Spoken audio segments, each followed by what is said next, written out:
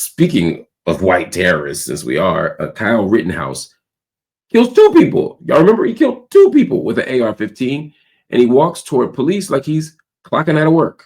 And they let him. No threat, no worry, nothing. Then they give him a hero's welcome. Again, if you read my book, which book was it? Seen and Unseen. I talk about Kyle Rittenhouse. We talk about the story. Todd Brewster, I talk about this. So again, I'm on top of all these stories in my writing. Hopefully y'all read the work, especially if y'all critique it. But Kyle Rittenhouse, who did some wild stuff and got away with it, decides that he wants to take to Twitter. He has opinions on this Karmelo Anthony situation. So let's see what every white nationalist favorite killer says. He said, so the left thinks what Karmelo Anthony did was self-defense, but what I did wasn't. Can someone please help this make sense? I'll give y'all some context in case you didn't know. 17-year-old Karmelo Anthony is a black student in Texas who allegedly stabbed another teen in a school fight during a track meet. The kid, Austin Metcalf, died. There was no AR-15. There was no riot gear. And they threw him $1 million bond. $1 million fucking dollars. Like he's a cartel boss. Same age, same country, two systems. So this idea from Kyle Rittenhouse somehow they're anyway. That Kyle Rittenhouse is being mistreated is crazy. Karmelo's already been labeled a criminal. Kyle Rittenhouse was the poster boy for patriotism. He got speaking engagements. He got the blessing of the Republican Party. He got so much. And the fact that Rittenhouse is still out here trying to troll a black family from the safety of his media platform, while that same family just had to call the cops to remove Metcalf's dad from their press conference. That's right. Karmelo's parents finally got to speak out, backed by the Next Generation Action Network in Dallas, Texas. But before they could even start, Austin Metcalf's dad shows up uninvited, of course, despite a court order that barred contact. He had to be removed from police. Imagine if a black person did that. Imagine if a black person just showed up to a press conference where they were told to keep a distance. Imagine how that would have been regarded. Imagine how that would have been treated. But of course, when you black, it's different, right? That's all. The Silverado Trail Boss. So, you know, a little work. I'm deeply, profoundly frustrated by the gaps here. And yet Kyle Rittenhouse is acting like, oh yeah, there's gaps. Kyle Rittenhouse is like, oh, there's gaps. I'm sorry, I didn't mean to play that. I didn't need y'all to see that. I wanted you to hear Karmelo Anthony's mother, who spoke here at the press conference. Check this out. Family moved to North Texas searching for a better life. Like so many other families, we wanted to give our children the future we did not have. My husband worked hard every single day to provide for us, to make sure we're the best financial, to make sure we're in the best financial position possible. As a stay-at-home mom, I'm made it my life's mission to ensure our children are loved, nurtured, and supported every step of the way.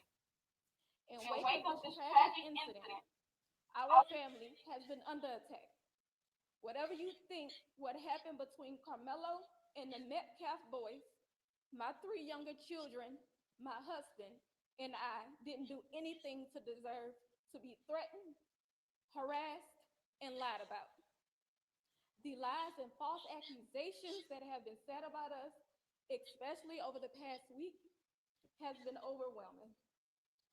The lies and their amplification put my family in danger, as well as everyone in our community, everyone involved in the investigation, from the police, the attorneys, and the court staff. Our address and my husband's previous employer's address has been put on all social media platforms. My husband had to take a leave of absence because he's afraid what may happen to our family. His mental health is deteriorating day by day. We have endured death threats. My 13-year-old daughter is afraid to sleep in her own bedroom because she's fearful of what may happen to her. And let me be clear, the claims that were used about the public donation to buy a home or anything else are completely false. We have not received a single dime from the Give, Send, Go fundraiser. And the co-founder has stated that clearly. In the reality, we were just notified yesterday that we could begin to withdraw funds. And it still takes several days to receive those funds once a request is made. I don't know why we are being targeted and discriminated against before a fair trial. Our son deserves the same rights under the law that everyone is afforded to. He's been raised in a two-parent home with structure, stability, love, and we put God first in everything that we do. We believe in the Constitution. We believe in the laws of this state, but those laws must apply to all of us, not just some of us. To be clear, we will not speak publicly about specific details of what happened under the tent on that rainy and awful day. There's an active investigation that everyone involved wants to be full and fair. We believe in legal process, and that is where the truth will come out. To the family who experienced the loss, my heart truly goes out to you. To those who have supported my family, thank you from the bottom of our hearts. We ask for your continued support, patience, and prayers as we navigate this difficult process. Thank you. So, and I don't usually play full press conferences like that 4 minutes, but I thought it was important for a few reasons. One, I think we needed to hear Karmelo's family speak, because so many things have been said about them. So many things have been said that misrepresent them. So many things have been said that have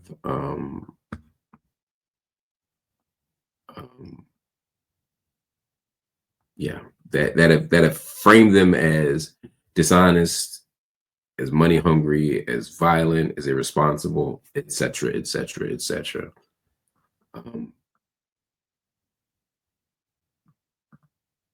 Let's be clear. Everybody in this system is entitled to the presumption of innocence, but Black people don't get that.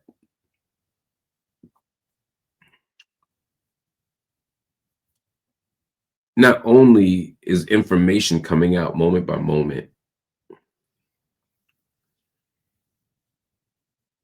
but the information as it comes out makes Karmelo Anthony's actions seem more and more reasonable, more and more principled, more and more normal. So let's let the process play out. Let's wait for the evidence to come out. Let's keep looking for more evidence so we can figure out what the hell happened. But Black folk don't get that. But it's not just that he's not getting the presumption of innocence. The media jumps in, trying to show Karmelo as a violent person, and then then you find out the victim and his family. There's pictures of them with guns, and it's fucking Texas. Everybody got a gun, right? I don't know what happened. I don't claim to know what happened between Karmelo and the kid who passed away. I don't know. I can't imagine losing a child. My heart breaks for anyone who loses a child. But I need to know what happened between them before I can make a judgment about who the victim was, and et cetera, et cetera, et cetera. But the media is already framing it from the jump as something else. And then the right-wing media and the racist media, I don't even call them right-wing, right? That's not fair to non-racist fiscal conservatives or some shit, but like the right is over here framing this as, oh, the GoFundMe is a scam. They already spent the money. They didn't. People said, oh, they bought a car. The car was purchased in 2023. It's 2025. Lies. that they spent the GoFundMe money on cars and houses. No, they are, which y'all can't seem to understand, is that some black people have money. Some black people live in a nice neighborhood. So when they relocated to a rental so that they can have safety that their lawyer paid for, by the way, it wasn't the GoFundMe money. Y'all lost y'all minds. I'm talking to the racists now. So this makes for, yeah, 77 figures said it right.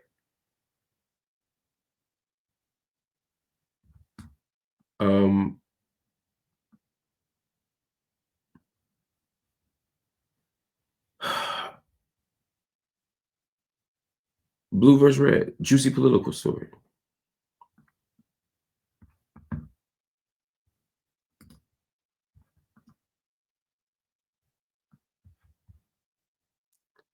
But the juicy political story shouldn't come at the expense of the truth. And lying about Karmelo Anthony's family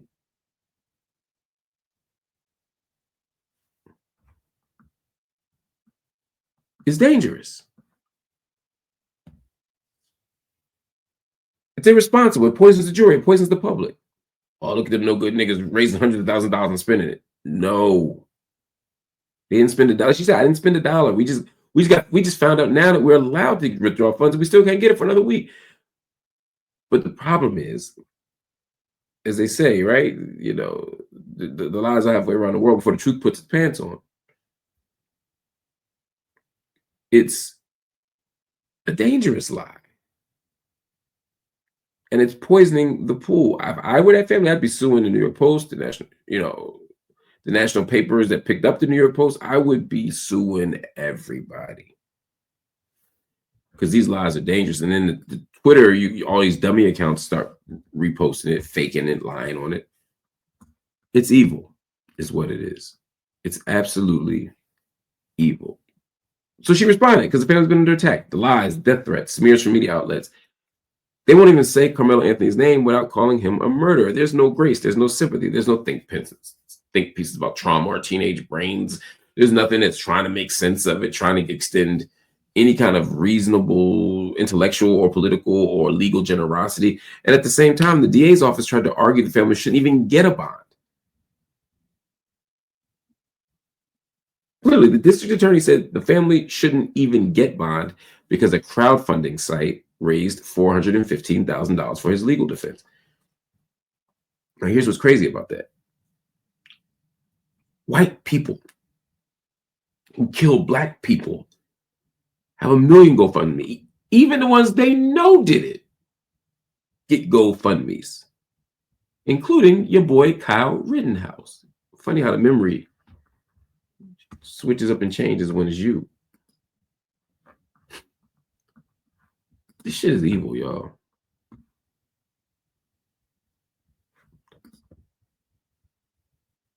That's crazy. As Bullet the Bunny said, a minor shouldn't get bond. She doesn't mean that minors should be stuck in jail. She's saying a minor shouldn't be forced to pay bond. X the Sickest said, there's never any boys will be boys when you're not white. So true. Mike Henderson said, the hate is spread purposely. Disinformation has ended many innocent lives. So true. 1,000% true.